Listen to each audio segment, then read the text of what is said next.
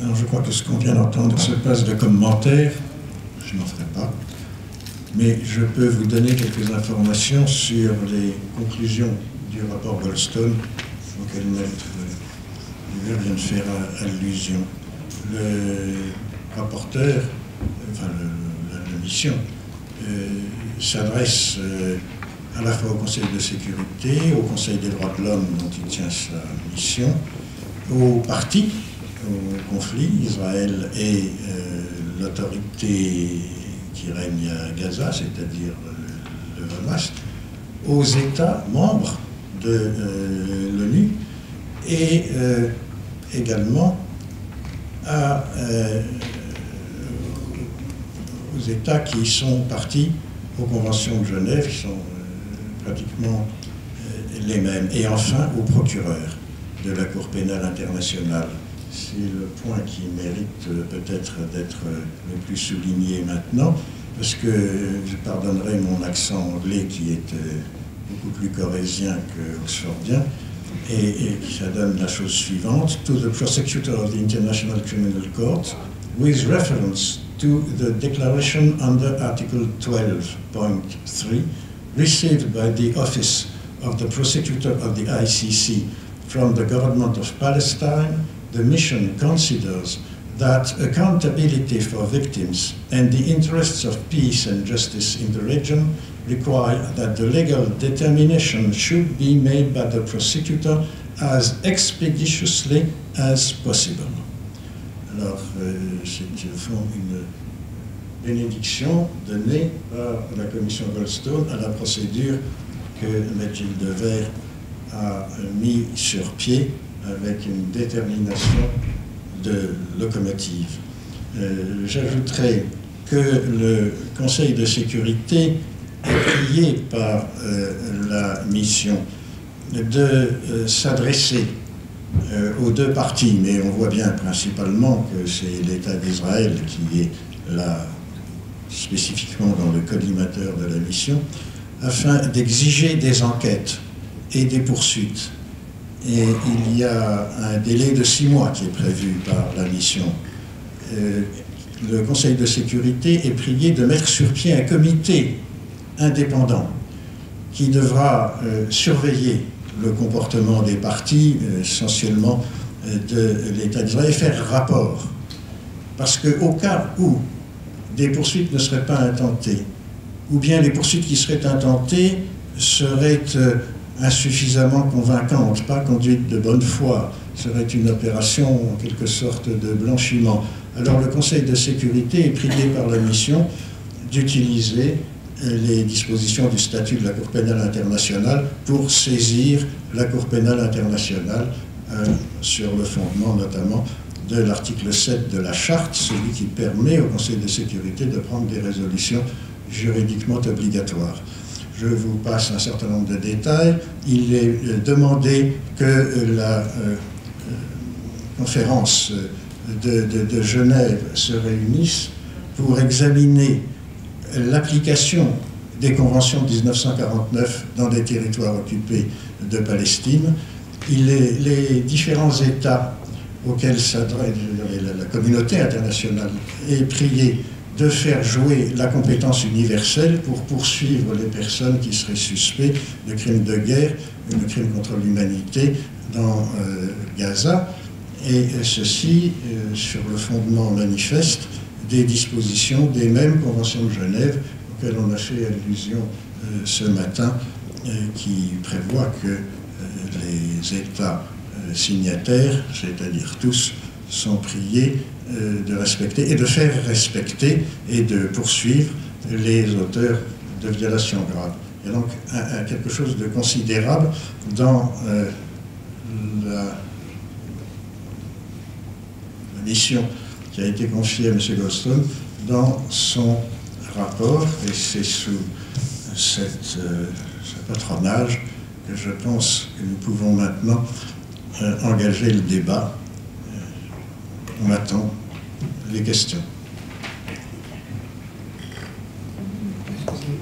Est-ce qu'on peut savoir le nom et la nationalité du groupe de contrôle ou d'observation du Conseil de sécurité qui va être créé?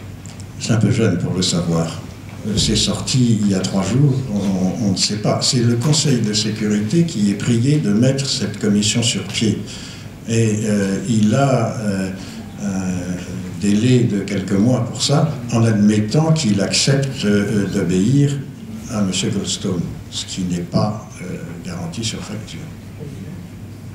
Je voulais simplement, dans le prolongement de ce que Jérôme Lapradelle vient de dire, je voudrais simplement rappeler l'existence d'un texte extrêmement important, à mes yeux, pris par les hautes parties contractantes des conventions de Genève. C'était le 4 septembre 2001. Le 4 septembre 2001, c'est-à-dire environ un an après le déclenchement de la deuxième intifada, à l'initiative de la Confédération helvétique, les hautes parties contractantes ont été réunies à Genève et ont produit un texte de 2 pages et demie qui a été complètement occulté parce que le 11 septembre est arrivé quelques jours après, et aussi parce que les médias, y compris nos journaux les plus autorisés, dits de référence, n'en ont donné aucune espèce d'écho, parce que la propagande israélienne s'est déclenchée immédiatement contre ce texte, et alors qu'il s'agissait simplement, mais c'est très important, de faire réaffirmer par 101 pays ou 104, je ne me souviens plus, que les conventions de Genève s'appliquaient intégralement dans les territoires occupés par Israël, Cisjordanie et Gaza. C'est tout. Je voudrais saisir l'occasion de préciser que l'applicabilité de la 4e Convention de Genève, c'est sur la protection des personnes civiles en cas de guerre, l'applicabilité de cette convention dans les territoires occupés ne fait juridiquement aucune espèce de doute, dans la mesure où elle a été notamment affirmée par la Cour de justice dans son avis sur le mur, et surtout par toute une série de résolutions du Conseil de sécurité, je passe sur celle de l'Assemblée générale. Et je dois dire que même la Cour suprême d'Israël n'a pas exclu que la convention, la 4e convention, soit applicable. Elle a un raisonnement extrêmement tordu, classique dans ce genre d'instance, qui consiste à dire que s'agissant d'un droit conventionnel, c'est le seul point qui soit vraiment contestable dans le raisonnement, parce que elles ont un caractère coutumier en réalité, les dispositions des conventions de Genève. Enfin, s'agissant d'une convention qui n'a pas été formellement introduite, conformément à la tradition du common law, dans le droit national, la Cour ne peut pas en connaître directement. Par conséquent, les arguments tirés de la 4e Convention ne sont pas recevables devant la Cour, à moins, dit la Cour, que toutes les parties ne soient d'accord.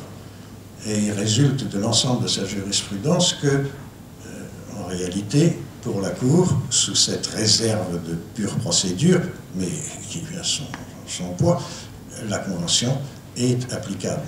Il est donc certain, en droit, que cette Convention est appliquée. Et les résolutions, les recommandations de la Commission Goldstone portent non pas sur l'applicabilité, mais sur le respect. C'est-à-dire qu'elle part du principe que c'est applicable. En revanche, il faut savoir comment to enforce les dispositions de la Convention, c'est-à-dire de les imposer. J'ai une question concernant l'article qui apparaît dans le Monde, justement, qui faisait référence à ce rapport sur Gaza, qu'il s'adressait à la fois contre Israël, mais aussi sur le Hamas. Alors, en ayant l'air, d'après le titre, de faire comme si c'était sur le même plan.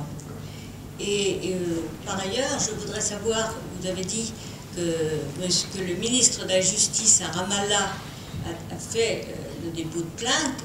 Je voulais savoir si quel a été le rôle du Hamas, s'il appuie cette plainte ou si ça s'est fait en dehors de lui. Peut-être, j'allais dire hélas, mais c'est ainsi, parce que c'est un journal que j'ai parfois apprécié, évacuer la question du monde. Je pense que c'est un journal qui a beaucoup de difficultés à regarder la question palestinienne en face et à regarder le crime en face. Bon. Donc, je veux dire, c'est pas le seul. J'ai souvenir d'avoir été violemment heurté par la une de Libération pendant la guerre, pendant l'opération, avec la photo d'un tank en disant l'épreuve du sol. C'est-à-dire, voilà, les tanks qui arrivent contre des Palestiniens qui sont les mains dans les poches, et c'est l'épreuve du sol. Donc, nous avons vu, surtout à toutes les étapes de ce que nous avons fait, des contacts assez honorables, je dirais, dans la presse anglo-saxonne, même si c'était parfois pour en prendre des critiques assurées. Ça, c'est pas un problème. Les réseaux militants ont parfaitement répondu, mais du côté de la presse française, c'est un scepticisme hautain. Comme quoi, nous sommes en gros des gros crétins de la procédure qui faisons de l'agitation. Les choses sont là, et puis on se retrouvera au fil des événements et on verra bien ce qui arrivera par la suite. De toute façon, pour ce qui me concerne, j'ai dit que j'étais avocat, mon problème c'est de convaincre les juges, c'est pas de convaincre la presse. Donc si la presse veut poser des bonnes questions, je lui répondrai le mieux que je peux, mais au-delà, ça dépasse la force humaine. Le rapport n'est pas d'un côté Israël, de l'autre côté Hamas, si on condamne l'un, si on condamne l'autre. Je pense que quand on lit, alors le rapport, pour le lire, 575 pages, je ne vais pas vous dire que je l'ai étudié, j'ai quand même vu qu'il y a à peu près 550 pages pour la question israélienne, qui a quand même fait 1400 morts, 5000 blessés et des destructions massives jusqu'à des cimetières qui ont été profanés et des champs de culture entières qui ont été détruits jusqu'à ne plus pouvoir être utilisés. Alors évidemment, il pose la question, mais qu'est-ce que dit le rapport? Le rapport ne parle pas de Hamas, il parle d'abord de groupes armés. Je crois que la distinction hier a d'ailleurs été confirmée. Le rapport peut-il dire autre chose que l'envoi d'engins, d'armes qui sont des armes de guerre visant une population civile indéterminée? Est-ce que c'est un crime de guerre? Oui, c'est un crime de guerre. Si vous me posez la question, je dis oui, et je peux l'écrire dans un mémoire. Ensuite, il faut le poser par rapport à qui a fait. Je vous ai dit que ce qui comptait, c'est les faits. Donc, qui a fait? Celui qui revendique quand il y a un bénéfice politique et celui qui fait, il y a quand même une différence. Ensuite, quel était l'impact exact? Il faut pouvoir aller vérifier sur place, parce qu'on ne va pas se satisfaire d'images. Donc, on ne va pas pouvoir dire je refuse de coopérer en tant qu'agresseur potentiel et je demande à pouvoir coopérer en tant que victime potentielle. Il va falloir choisir si oui ou non on fait comme Amira et que donc on fait confiance à la justice, parce que la justice n'est pas exceptionnelle, mais c'est quand même un des moyens les plus établis pour résoudre les litiges et les différends, ou si on continue par la loi du plus fort. Bon, mais sur ce cadre, on verra bien ce que peut faire. Et puis il y aurait ensuite tout un argumentaire qui est que la base de ce droit international humanitaire coutumier, ou qui se retrouve avec ces sanctions, même un peu édulcorées, dans le traité de la CPI, est de refuser que la violation du droit par l'un justifie la violation du droit par l'autre. C'est la base de tout. Et j'observe sur ce plan que l'attitude du monde retrouve la déclaration d'Israël et de Susan Rice, qui consiste à dire mais la mission qui était donnée à Goldstone n'est pas bonne parce qu'on n'a pas étudié les 20 années qu'il y avait auparavant. C'est-à-dire qu'il se place sur le terrain de ce qu'on appelle en droit le fait justificatif, c'est-à-dire j'ai bien commis un crime, ça à ma foi c'est déjà secondaire, même pas la peine de répondre sur le sujet, mais seulement il faut quand même savoir pourquoi je l'ai commis. Voilà, donc je voudrais d'abord qu'on m'explique, non pas par rapport à des problématiques d'ensemble, mais par rapport au troisième tir qui a suivi les enfants à travers le pâté des maisons pour les tuer à 22h alors qu'ils partaient des secours, en quoi c'est la réponse à quoi que ce soit. Voilà, c'est ça le problème pénal précis. Ensuite, qu'est-ce qu'il y avait là? Alors la question Hamas, et oui, alors on a été en contact et on travaille étroitement avec l'autorité palestinienne, mais avec le Hamas directement, et on a des pièces qui ont été remises par des responsables politiques de Hamas qui sont dans le dossier de la CPI en disant qu'il y a besoin d'enquête, qu'une enquête doit avoir lieu, et il y a des avocats qui défendent de manière assez des structures tout à fait proches qui sont signataires de la même plainte au début. Nous avons une déclaration filmée des responsables politiques de Gaza qui ont notamment été publiées lors du congrès de Téhéran en disant qu'ils appelaient à un procès et que c'était la justice internationale qui devait pouvoir se prononcer. Et après ce rapport Goldstone, il y a eu une première déclaration qui était, je dirais, un peu à l'emporte-pièce en disant que c'est ça, on nous met sur le même plan, et il y a eu une deuxième déclaration qui date de 48 heures en disant c'est à la justice de se prononcer. Donc pour le moment, les contacts, en tout cas, c'est pas du tout, pour dire les choses simplement, Fatah contre Hamas. Le droit retrouve une vertu fédératrice et je pense que c'est une opération militaire qui, on sait, a fait plus, parmi les victimes, plus d'enfants que de soldats. Les enfants, j'espère, ne sont pas sommés de choisir leur camp quand ils viennent agir en justice pour faire respecter la mémoire de leurs proches. Donc le droit a une certaine vertu fédérative. Encore une fois, il ne règle pas tout, il laisse énormément de problèmes à côté. Il ne faudrait surtout pas résumer la problématique Palestine à la problématique du droit et résumer la problématique du droit à la procédure CPI, vu que nous avons dans notre tiroir à malice quelques autres petites choses en cours, évoquées à l'instant, également des recours sur l'exploitation économique des territoires occupés, qui sont des violations graves et qui vont nous permettre d'agir, je pense, sur un plan civil contre les entreprises qui pratiquent cela. Donc il y a tout un ensemble et c'est fondamentalement une question du droit qui doit bénéficier à tous les Palestiniens, mais au-delà, à beaucoup, vu qu'on trouvera peut-être dans d'autres situations du monde que le fait que des personnes à qui on refuse même la structure étatique et qui arrivent à agir en justice, c'est un grand bénéfice dans la construction du droit. C'est une information que je vous donne, qui m'est demandé de vous donner. Donc, c'est une pétition internationale adressée à l'Assemblée générale des Nations unies pour mettre en place un tribunal pénal international ad hoc afin de juger les crimes de guerre israéliens, notamment à Gaza. Donc, c'est une initiative qui est donc, je pense, de nature un peu différente de celle de la plainte contre la CPI, si je comprends bien. Puisque là, il s'agirait de demander à l'Assemblée générale des Nations unies de mettre en place un tribunal pénal ad hoc afin de juger donc les crimes de guerre israéliens, notamment à Gaza. Donc voilà, donc il y a cette pétition, je pense. Je pourrais dire un mot, c'est avec l'association France-Palestine Solidarité, avec Monique Chemillé-Gendreau, qui est une juriste. Prenez le micro. Attendez. Je ne sais pas si vous-même avez des liens avec Monique Chemillé-Gendreau, qui est la juriste qui travaille beaucoup, par exemple, pour la plainte contre Veolia et le tramway et tout ça. C'est elle qui, en partie, enfin pas du tout toute seule, bien sûr, avec M. Lévy, qui sont occupés de cette plainte par rapport au tramway. Mais en l'occurrence, c'est l'association France-Palestine Solidarité qui est à l'origine de cette plainte. Et j'ai demandé, bon, il faudrait lire le petit texte qui me paraît très intéressant. Et simplement, c'est un appel à signature, sachant que c'est demain soir, et on peut la signer par Internet, je vous dirai, sur le site francepalestine.org, vous avez cliquer pour signer la pétition. Et le dernier délai, c'est demain soir, parce que la question israélo-palestinienne, semble-t-il, va être débattue au sein de l'Assemblée générale à compter de mercredi, je crois, le 23. J'aimerais savoir, parce que je pense que nous avons justement un gros handicap, ça a bien été dit ce matin, tout le monde le sait, la presse, enfin bon, les groupes de pression, n'est-ce pas, les chantages à l'antisémitisme, bon, on est tous confrontés à ces énormes difficultés à faire passer et à ce que les faits soient connus et reconnus, c'est-à-dire à ce que la lutte du peuple palestinien soit considérée légitime.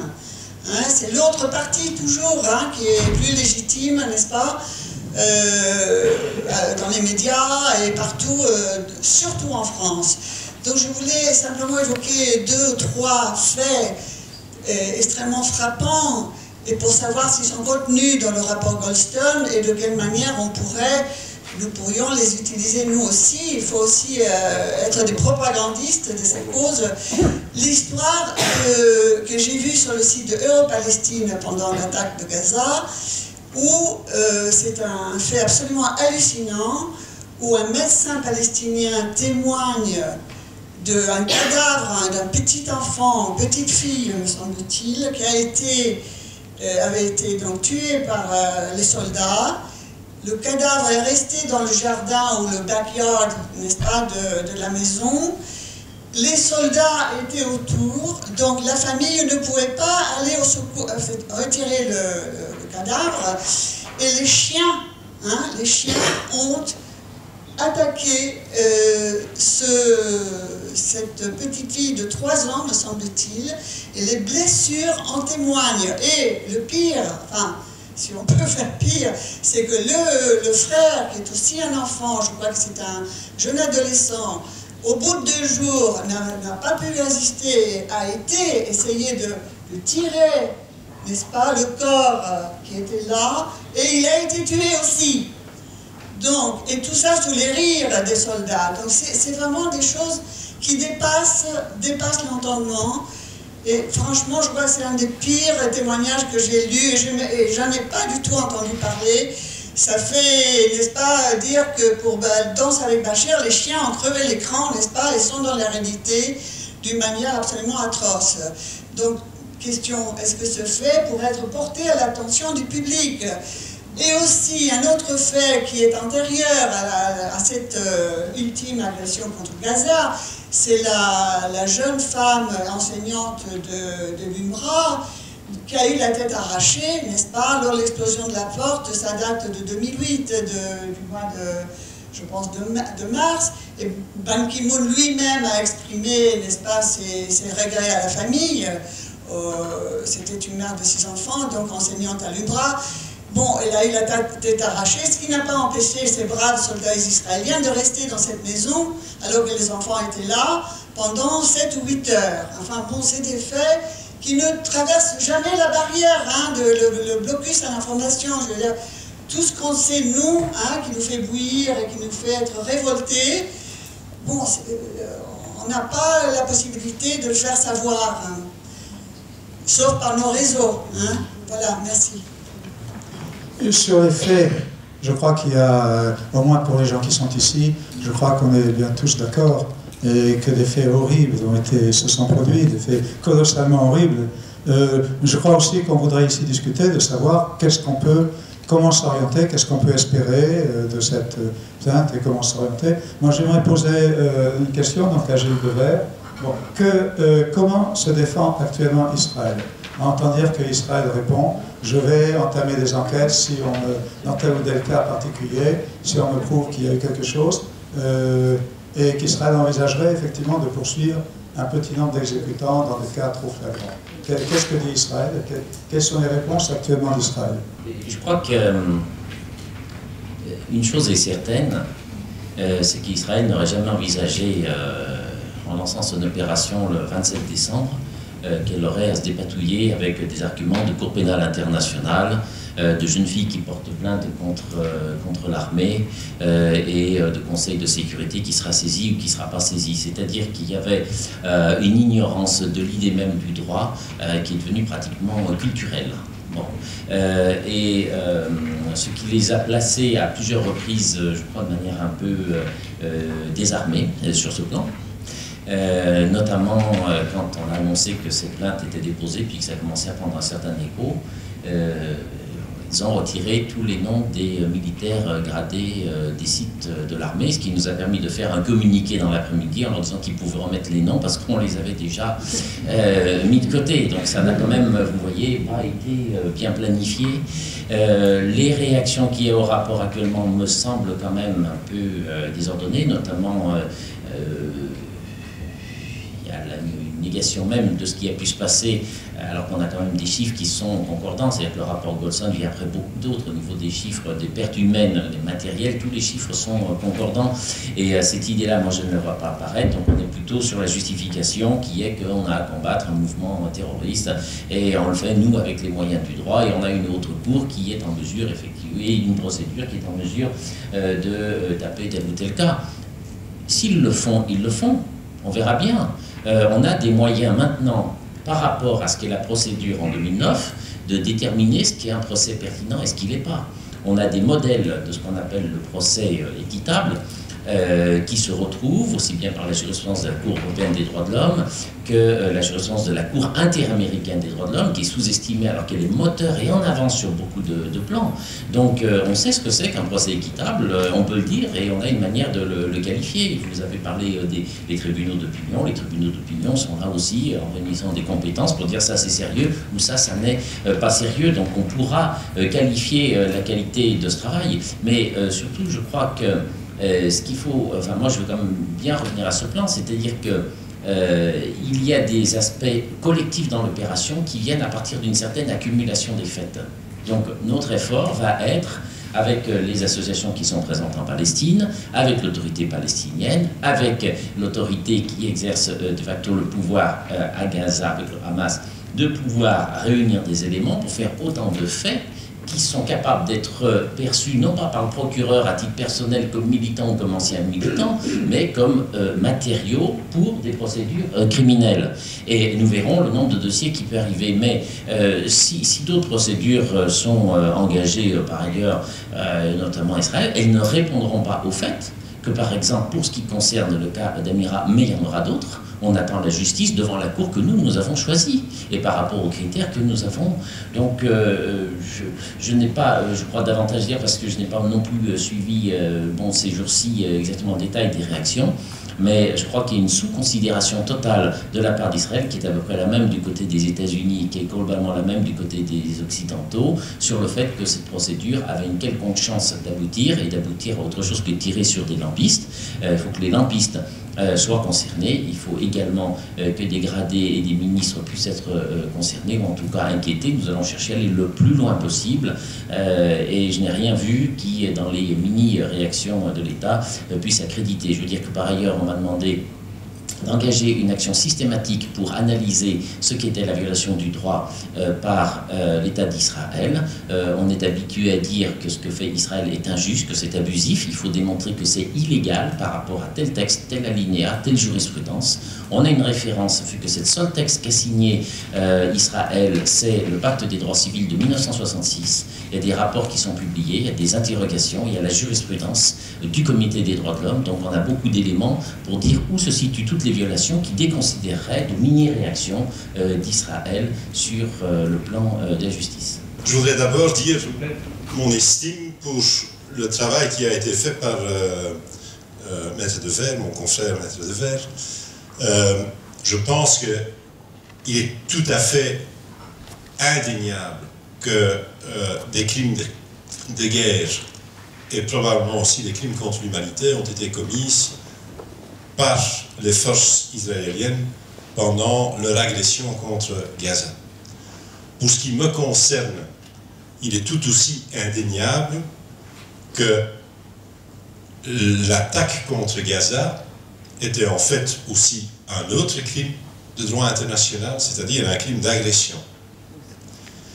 Et donc, une fois que nous sommes convaincus, en tant que juristes et en tant que militants, que des crimes de cet ordre ont été commis, je crois qu'il est de notre devoir de chercher les voies par lesquelles ces crimes peuvent être soumis à un jugement, à une juridiction, et peuvent donc être jugés, et des sanctions peuvent être prises. Ceci dit, il y a là différentes voies qui s'ouvrent à nous. Et donc, je crois que là, il y a parfois un choix à faire, parfois aussi à ouvrir, je dirais, toutes les possibilités, ou essayer d'ouvrir toutes les voies. Vous avez choisi la voie de la Cour pénale internationale, avec beaucoup d'enthousiasme et avec beaucoup de conviction, et on verra à quoi elle aboutira. Je crois qu'il faut pour autant pas sous-estimer les autres possibilités qui s'offrent. La compétence universelle n'est pas un problème de lampiste uniquement.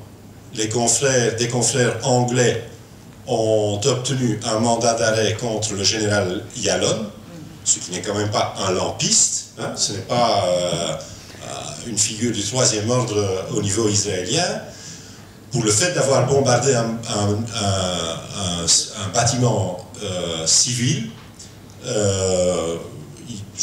la date, je ne me rappelle plus exactement, mais c'est évidemment avant, 2002. 2002, donc avant le conflit, parce qu'ils croyaient que le sommet, enfin que la direction du Hamas se réunissait dans ce bâtiment, et donc ils ont jeté une bombe d'une tonne sur ce bâtiment. Donc la compétence universelle là, la mise en œuvre par des avocats anglais de la compétence universelle a permis d'avoir un mandat d'arrêt contre Yalom. C'est vrai que Yalom n'a pas été arrêté pour une raison relativement simple. Il a atterri avec l'avion d'El Al sur l'aéroport de Heathrow et s'est retrouvé dans une situation où on lui a averti à l'avance que s'il descendait l'escalier de l'avion, c'était les menottes. Et donc, il est resté dans l'avion et depuis lors, il ne bouge plus parce qu'il y a ce mandat d'arrêt qui lui pend au nez. Et donc, je crois qu'il faut aussi chercher et mettre en œuvre parallèlement à la question de la Cour pénale internationale des procédures sur base de la compétence universelle, là où c'est possible. Parfois, ça pose un problème. Et parfois, on est devant des situations relativement complexes. J'ai, pour ma part, une série de dossiers sur mon bureau qui pourraient passer sous la loi de compétence universelle belge, mais je suis, c'est en rien un reproche, soyons clairs, je suis bloqué par votre procédure devant la Cour pénale internationale. Parce que la loi belge prévoit que si même si au niveau des principes, c'est pas tout à fait comme il faut, mais il y a une sorte de complémentarité des juridictions belges par rapport à la Cour pénale internationale. C'est-à-dire, si une affaire est pendante devant la Cour pénale internationale, le procureur, sans qu'il y ait une possibilité de recours quelconque, peut renvoyer tout à la Cour pénale internationale. Et donc, je suis absolument sûr que, même si le procureur belge est totalement convaincu que votre procédure au niveau de la Cour pénale internationale, s'il ne partage pas votre optimisme et il pense qu'elle est irrecevable, il va immédiatement faire un paquet de mes dossiers, les envoyer directement à La Haye, en se disant, il vaut mieux qu'à La Haye les enterre que moi je dois le faire, moi je m'en débarrasse. Donc, il y a parfois des choix difficiles. Je voudrais parler brièvement de l'option dont Madame a parlé tout à l'heure, parce que je crois qu'elle rentre aussi dans le débat. La Cour pénale internationale, et c'est une des difficultés, ou en tout cas un des points de faiblesse majeurs pour ce qui me concerne la Cour pénale internationale, ne peut pas juger de crimes d'agression. Parce que le statut, vous connaissez l'histoire, elle a été exposée ce matin, donc au moment de la discussion du statut de Rome, on a relégué ça plus tard, et pour le moment, il n'y a pas de compétence établie pour le crime d'agression. Ce qui veut dire que on va, dans le cas où la procédure aboutirait, on va effectivement arriver dans une situation où les crimes de guerre, le crime contre l'humanité peuvent être jugés, ce qui serait déjà une bonne chose, mais hors du contexte de l'agression. Le contexte de l'agression peut être débattu, mis en avant dans le cadre de plaidoirie, mais en tout cas ne fera pas l'objet d'un débat judiciaire aboutissant à une décision, à une sanction. Et je crois que dans ce cas particulier, ça pose quand même quelques problèmes, parce que c'est précisément l'absence de discussion sur le crime d'agression qui permet de créer l'idée que les quelques requêtes qui ont été tirées sont... que toute l'agression, que tout le rouleau compresseur qu'Israël a relâché sur la population civile doit être mis sur le même pied que les quelques requêtes. Ce n'est qu'au moment... On peut évidemment avoir la discussion de la proportionnalité, de la discussion quantitative. Mais on peut bien comprendre la question qu'à partir du moment où on a inclus précisément la question, le problème fondamental de qui émane l'agression dans ce cas-ci. Et pour ce qui me concerne, je crois qu'il y a vraiment des arguments très sérieux pour le dire, c'est évident que les 60 ans d'occupation, le blocus, que tout ça c'est des éléments d'agression et que les requêtes ne sont en rien un acte d'agression qui aurait permis une riposte. Alors, je crois qu'on a aussi l'obligation de chercher un forum juridique, judiciaire, un tribunal devant lequel on peut plaider ces crimes-là. devant lequel on peut soumettre ces crimes-là. Parce qu'il n'est pas dérisoire par rapport aux conséquences des crimes de guerre, c'est plutôt, je dirais, la mère de tous les crimes. Hein. Comme on a eu la mère de toutes les guerres, je crois que là, l'agression est vraiment la mère de tous les crimes qui ont été commis dans ce cadre. Et donc, c'est dans ce cadre-là, et aussi parce que je crois que, c'est ma conviction, que la Cour pénale internationale, malgré la déclaration de l'autorité palestinienne, se heurtera à des sérieux problèmes de recevabilité au moment où on arrive à la chambre préliminaire. Et c'est dans ce cadre-là que l'initiative pour inciter l'Assemblée générale à prendre une initiative est intéressante. Parce que si l'Assemblée générale, dans le cadre de l'article 22 du statut, décide de mettre sur pied un tribunal ad hoc, non seulement ce tribunal peut être chargé aussi de la question du crime d'agression, parce qu'à ce moment-là, le problème des limitations du statut de l'homme ne joue plus, et en plus, on n'a à ce moment-là plus du tout la discussion sur le fait si oui ou non cette déclaration de l'autorité palestinienne crée effectivement une compétence pour la Cour, parce que cette déclaration n'évacue évidemment pas la question de l'État. La question de l'État reste exactement la même, que ce soit un problème d'adhésion au statut de l'homme ou un problème de déclaration. En tout cas, ce n'est que des États qui peuvent faire ce genre de déclaration. Donc, on aura cette discussion devant la chambre préliminaire pour savoir si la Palestine a suffisamment de... Et on l'aura probablement aussi à l'Assemblée des États. Et je crains que sur cette question-là, on risque de graves problèmes. Je crains que sur cette question-là, le consensus politique qui sera nécessaire pour faire passer la position que la déclaration de la Palestine crée une effective compétence pour l'État, je pense qu'on aura des problèmes. Au niveau du Conseil de sécurité, ce que Goldstone propose, c'est très bien de le proposer. Je trouve que c'est logique dans la suite de ces constats de proposer cela, mais politiquement, on sait tous que jamais de la vie, en tout cas pas dans un temps avant, c'est vrai que les crimes sont imprescriptibles, mais enfin il faut quand même un certain délai raisonnable pendant lesquels ils peuvent être jugés. Jamais le Conseil de sécurité, avec le droit de veto des États-Unis, transmettra ce dossier-là à la Cour pénale. Par contre, si l'Assemblée générale pourrait être convaincue, et je ne suis pas convaincu que c'est impossible, politiquement, parce que l'Assemblée générale, c'est une voix par pays, avec évidemment toutes les manipulations et toutes les pressions qui s'installent, mais le monde, comme Jean Bricmont l'a dit ce matin, je conclue là-dessus, le monde a changé.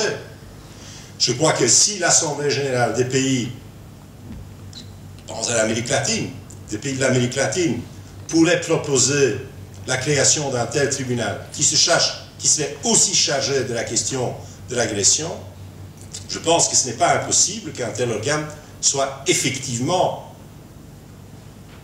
pour tout le moins, accepté au niveau d'une résolution. Je pense qu'il y a une réelle ouverture là, et je crois que ce serait une réelle ouverture aussi pour le progrès du droit international, parce que l'Assemblée générale prendrait là des responsabilités qui lui incombent. L'Assemblée générale est en tout cas une instance plus démocratique que le Conseil de sécurité, donc ce serait une avance à ce niveau-là. Ce serait une avance parce que le crime d'agression pourrait être débattu, et je dirais c'est d'une certaine façon aussi une voie pragmatique, parce que toute la discussion sur est-ce que oui ou non la Palestine est un État sur laquelle, à mon avis, on va voir toute une série de manipulations, de tractations pour essayer de couler votre plainte. C'est clair que Israël et les États-Unis vont essayer de jouer cette carte. Les États hésitants ne seraient pas soumis à un choix difficile sur cette question-là. Donc voilà, je crois qu'il faut réfléchir à toutes ces pistes. Il faut tenter les différentes pistes. Il faut coordonner. Il faut parfois faire des choix stratégique et tactique là-dedans. Mais je crois que nous avons l'obligation de tenter par toutes ces voies-là de trouver un forum judiciaire où tous les crimes qui ont été commis, tous les crimes de droit international peuvent être jugés. Je m'excuse d'avoir été... Jacques, une question. Oui. Est-ce que, juste une question technique, est-ce que l'Assemblée générale peut elle-même décider, normalement elle fait des recommandations, soit au Conseil de sécurité, soit aux États. Est-ce qu'elle peut elle-même créer un tribunal? Je pense que sur la base de l'article 22, elle le peut. Donc, elle peut mettre sur pied des organes subsidiaires, et donc rien ne dit qu'elle ne peut pas créer un tribunal ad hoc. Je crois que c'est parfaitement, juridiquement, c'est parfaitement possible. Il n'y a rien qui n'empêche je pense que la charte lui permet tout à fait. Qu'est-ce que dit l'article 22, c'est quoi? Bon, j'ai pas de texte... En gros, en 2 mots. Mais l'organe, il dit que l'Assemblée générale peut créer des organes. Ah, elle peut créer des commissions, naturellement. Non, organes subsidiaires. Organes subsidiaires. Et sur la nature de ces organes subsidiaires, la charte ne dit strictement rien. Donc, ça veut dire que la charte ne dit pas vous pouvez créer des commissions uniquement, elle dit des organes subsidiaires. Et donc, donc il pourrait être un tribunal. Je pense. Ayant un pouvoir exécutoire. Oui. Oui. Et je crois qu'il y a de nombreux juristes qui partagent cette opinion que, effectivement, sur base de l'article 22, l'Assemblée générale pourrait parfaitement faire cela. Alors, il y a sans doute, comme pour la Cour pénale internationale, il y aura sans doute une discussion sur est-ce que c'est possible, est-ce qu'il n'y a pas est-ce qu'il ne faut pas interpréter l'article 22 de façon plus restrictive, etc. Est-ce qu'on n'avait pas essayé aussi, est-ce que j'avais entendu dire que certains essayaient d'utiliser la résolution 577? Ça a été évoqué ou... Je n'ai pas de connaissance d'initiative. La résolution 577 de l'Assemblée générale. Oui. C'est une résolution qui dit qu'au cas où le Conseil de sécurité serait bloqué dans son action par suite, par exemple parce que certains des gens avec droit de veto feraient veto et qui n'auraient pas accord entre les membres du Conseil, la résolution de l'Assemblée générale se donne le pouvoir de faire elle-même des recommandations d'action collective aux États, etc.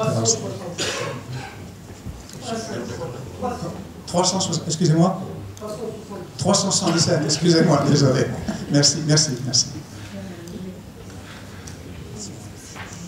Je voudrais dire, juste avant de passer la parole à Maître Devers, que cette question de choix des procédures est tout à fait fondamentale, c'est-à-dire qu'il ne faut pas s'enfermer dans le choix.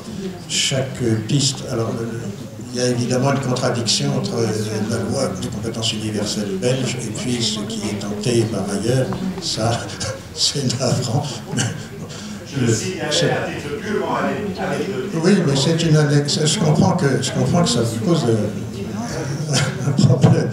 Alors, les deux procédures qui viennent d'être évoquées, celle devant la CPI et celle que l'on demande à l'Assemblée de mettre sur pied, présentent chacune leur intérêt et leurs avantages et leurs inconvénients. L'avantage de la CPI, c'est évidemment qu'à partir du moment où on obtient une décision de recevabilité, ça conforte le statut d'État de la Palestine. Et c'est ce qui fait que les autorités palestiniennes actuelles, aussi bien celles de Gaza que celles de Ramallah, poussent dans cette voie.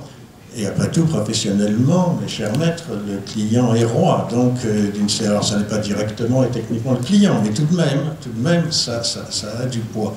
Alors c'est l'avantage. Et la faiblesse de l'opération, c'est que ça peut ne pas marcher, effectivement, puisqu'il y a de gros intérêts contraires. Maintenant, de l'autre côté, la procédure devant l'Assemblée se heurte quand même à une question importante, c'est que normalement l'Assemblée n'a que le pouvoir de faire des recommandations qui ne sont pas obligatoires, et jusqu'à présent tous les tribunaux spéciaux ont été créés soit par traité, soit par résolution chapitre 7 du Conseil de sécurité.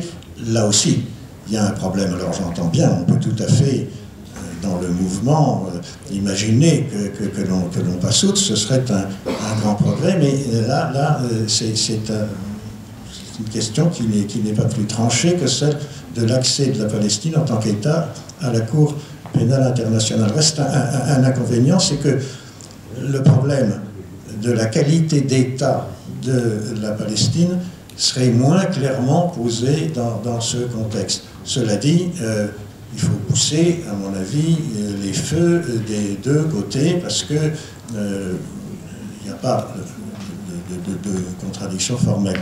J'ajoute, à titre de confession personnelle, que j'étais extrêmement réservé au point de départ quant à la procédure devant la CPI, et les événements me donnent tort, ce dont je suis ravi, enfin me donnent partiellement tort, j'en suis ravi. Alors mon pessimisme à l'égard de la procédure devant l'Assemblée générale peut, et je le souhaite, avoir le même sort. Bon. Je dirais justement, moi ce qui m'inquiète un petit peu dans toutes ces procédures, c'est que, c'est ce que j'avais dit un peu plus avant, si le résultat, et qui je crois qu'il sera obtenu, je crois que d'une manière ou d'une autre, soit la justice israélienne, pour essayer de se dégager de tout ça, poursuivra quelques exécutants. Si elle ne le fait pas, je suppose qu'il y a une bonne chance que la CPI le fasse. Mais ce qui m'inquiète plus, c'est est-ce que ça ira au-delà du niveau des exécutants? Est-ce qu'on ira comme l'espérait Gilles Devers? Et comme naturellement nous l'espérons tous très vivement, nous soutenons très extrêmement vivement tout ce que fait Gilles Devers. Mais est-ce qu'on peut, voilà, si on arrive à la mise en cause de quelques exécutants, mais pas des dirigeants, est-ce que ça sera ou non une victoire? Et qu'est-ce qu'il faudra voilà, c'est un petit peu ça le problème qui m'inquiète un peu. Donc je ne suis absolument pas du tout juriste, hein, et donc je suis ces débats depuis cet après-midi. Je n'étais malheureusement pas présent les 2 jours précédents. Je trouve tout ce que vous dites extrêmement intéressant, ça c'est clair, mais extrêmement complexe, et ça me fait croire que, oui, ça l'est, et ça me fait croire que les coupables ne sont pas prêts ni d'être jugés, ni d'être condamnés. Ça, c'est une première chose. Mais j'aurais voulu avoir une simple question, une question qui va sans doute vous paraître simpliste. J'aurais voulu savoir s'il était de la compétence de la Cour pénale internationale de prendre en charge les techniques de guerre utilisées par Tsahal pendant l'agression sur Gaza. À savoir, les F-16 notamment ont utilisé des bombes à phosphore ou assimilées et un certain nombre de bombes à sous-munitions. Et est-ce que ces faits, parce que ce sont des faits, vous parliez de faits, là ça en sont, est-ce que ces faits peuvent être pris en compte par la Cour pénale internationale? Et si oui, est-ce que ça ne permettrait pas de sortir du système des lampistes, puisque les gens qui achètent ce type d'armes interdites sont les États et les gouvernants? Donc, est-ce que les techniques de guerre peuvent être prises en compte par... Une réponse très simple à votre question. Le procureur de la CPI a répondu, en réponse aux demandes qui ont été faites par plusieurs organisations militaires. Il a répondu, c'est ce qu'on a expliqué précédemment, les armes sous munitions ne font pas partie des armes dont l'utilisation est un crime de guerre selon le statut de la CPI. Ça a été sa réponse. Peut-être que la position peut changer. C'est ce que dit le statut. Hein. Au point de vue des armes, les seules armes dont l'utilisation à ce jour est un crime, on en a discuté précédemment dans le cours de cette conférence, les seules dont le statut dans l'utilisation est un crime de guerre sont les armes qui étaient déjà interdites à La Haye en 1899. Notamment, je crois qu'il y a eu utilisation de bombes à phosphore, et les bombes à phosphore sont interdites. Alors, les bombes à phosphore, donc armes chimiques. Comment? Le phosphore ne peut être utilisé que comme élément éclairant d'une scène de guerre. Voilà. C'est pas interdit dans le statut. C'est pas une des armes interdites. C'est pas dans le statut de la CPI. À côté, je laisse parler Jérôme Lapradel va vous répondre. Je ne suis pas juriste, je pose juste la question. Que ça soit un crime, ça, bien sûr. Hein. Que ça soit un grave crime, ça, on est bien tous d'accord. Oui, et outre, je m'excuse de vous couper, outre cette utilisation de bombes à phosphore, non éclairantes, mais pour tuer des gens, ma question elle est aussi, est-ce que c'est pas une façon d'intervenir pour sortir justement du système des lampistes? L'histoire de cette jeune fille et sa famille massacrée est épouvantable, mais effectivement, on va accuser les types qui étaient dans le char ou dans l'hélicoptère, et les gouvernants israéliens vont s'en sortir très bien. Or, les armes à phosphore, puisqu'ils les ont utilisées, là, ce sont le ministère israélien des armées et de la défense qui les a achetées, et personne d'autre. Donc, c'est le gouvernement et l'État qui est responsable. Alors, je ne suis pas du tout expert en munitions. Ce que je voudrais dire, c'est que il y a une notion juridique un peu perverse, mais elles le sont toutes, et qu'il faut en tout cas maîtriser, au besoin pour la dépasser, qui est la distinction entre les dispositions substantielles qui prescrivent ou qui interdisent certains comportements et d'autres dispositions qui sanctionnent pénalement certaines déviances par rapport aux normes de comportement.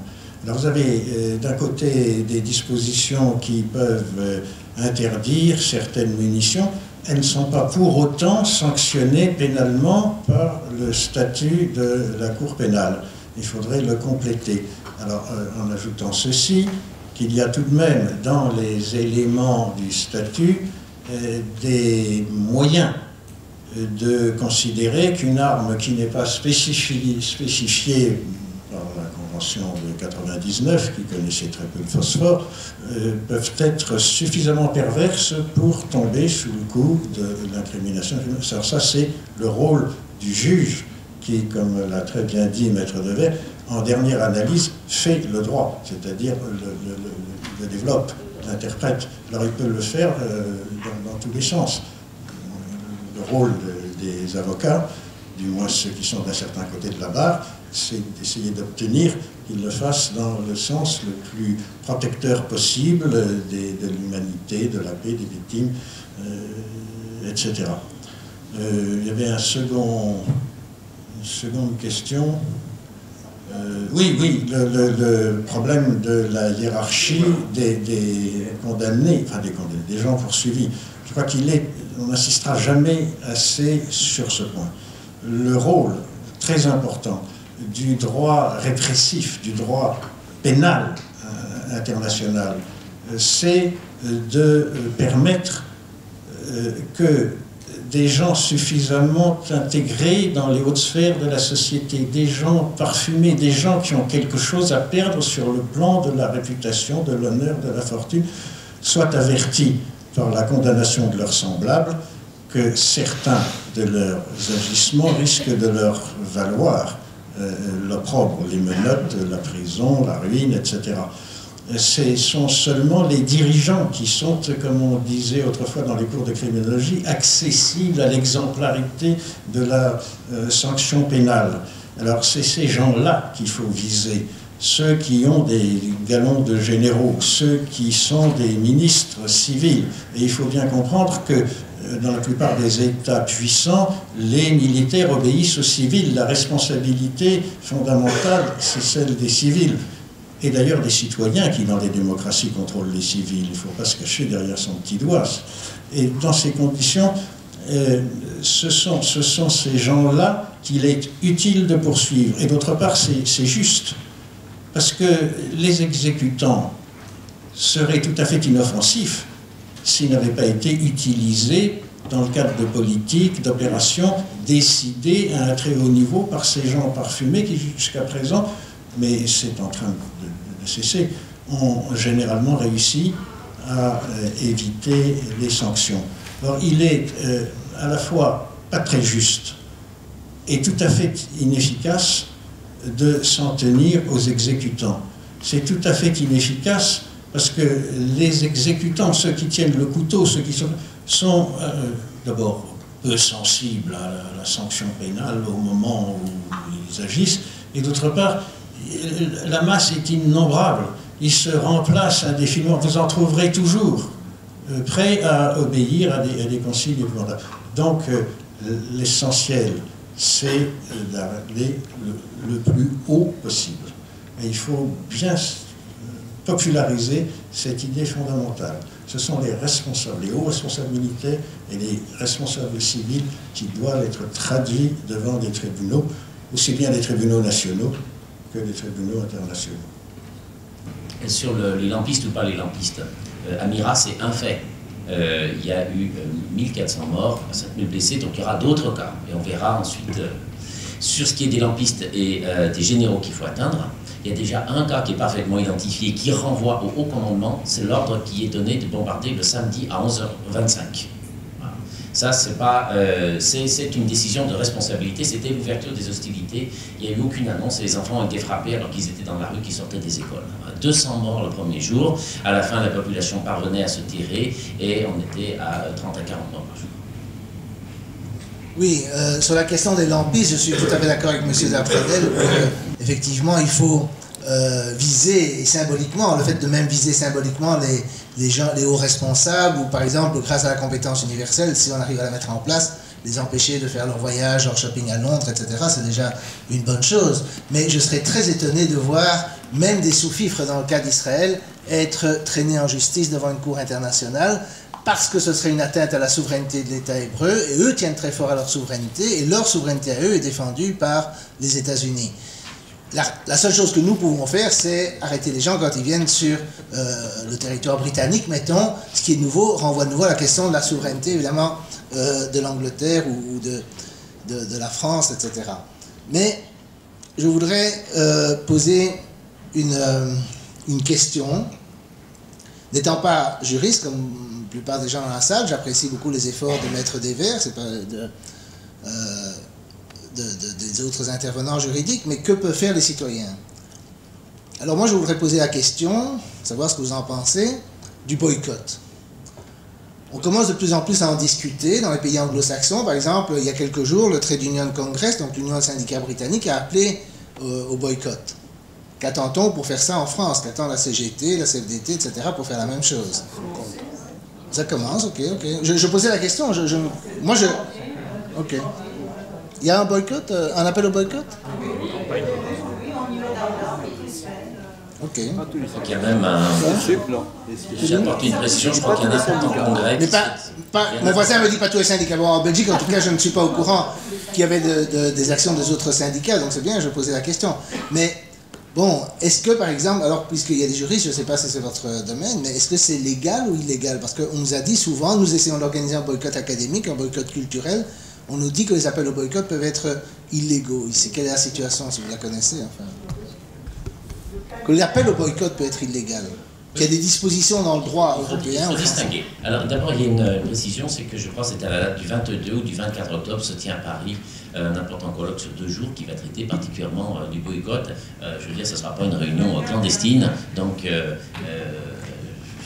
pour donner un éclairage sur la question juridique, mais on en parle de plus en plus.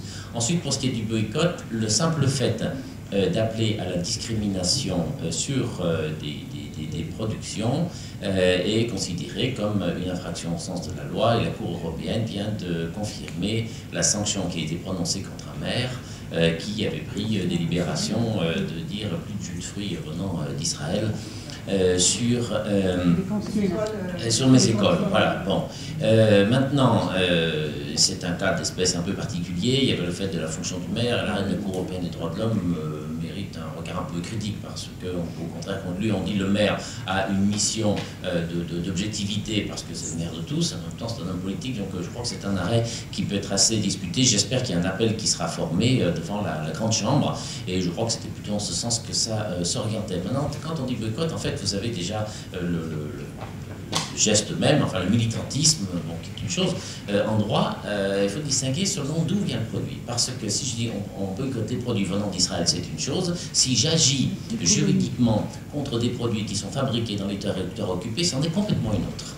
Et ce que nous avons en perspective, ce sont des actions en justice contre des produits très précis dont nous sommes en train de retrouver le lieu de fabrication qui est en territoire occupé sous licence israélienne. Nous allons voir le circuit de ces produits, vérifier que c'est bien la même chaîne qui a suivi, voir quels sont les droits qui s'appliquent, et nous pourrons à ce moment-là agir. Alors ça sera évidemment beaucoup plus confortable, et on pourra plaider avec notre confrère belge, vu qu'on n'aura pas besoin d'aller ni devant la CPI, ni devant la compétence universelle, mais devant le joyeux tribunal de commerce de Paris, sur un bon marché privé, entre 2 entreprises, et en disant que cette production a un objet qui est illicite, vu qu'elle profite de l'exploitation économique d'un territoire occupé, en contrariété avec le droit international humanitaire coutumier.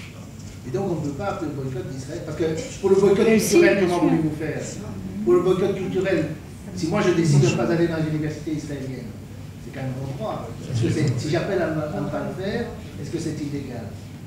Forcément, ce n'est pas dans un territoire occupé, je n'ai pas envie d'aller en Israël. Idem pour le boycott des produits israéliens, on ne peut pas boycotter les produits israéliens.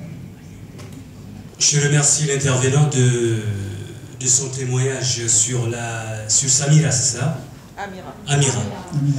Alors, vu ces témoignages, il est incontestable qu'il y a une injustice qui dure depuis une cinquantaine d'années et que le droit international, humanitaire international, n'a pu rien faire. Pour la simple raison que quand on est allié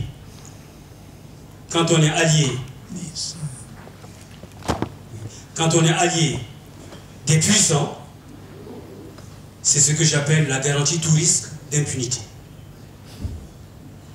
J'entends dire que le tribunal, la compétence universelle, permettrait de capturer certains criminels.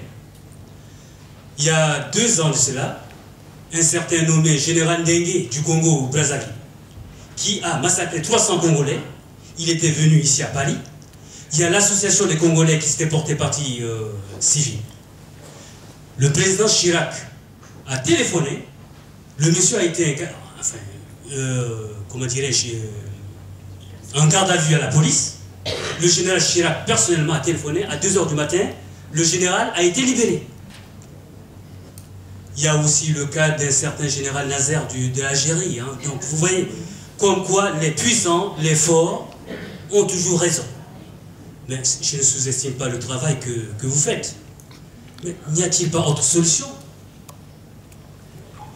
Est-ce que, bon, je ne fais pas l'apologie de la violence, mais il y a ce que j'appelle la violence légitime.